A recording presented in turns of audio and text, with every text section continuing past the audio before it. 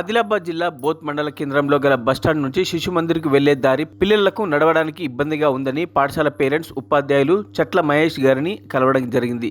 దానికి వారు స్పందించి తన సొంత ఖర్చులతో రోడ్డుతో పాటు స్కూల్ గ్రౌండ్ లో ఎర్రమొరం వేయించి చదువు చేయించారు. దీనికి పాఠశాల విద్యార్థులు, ఉపాధ్యాయులు, పేరెంట్స్, సామాజిక సేవకుడు ఉమేష్ గారిని వారి సేవను ప్రశంసించి ధన్యవాదాలు తెలియజేయడం జరిగింది.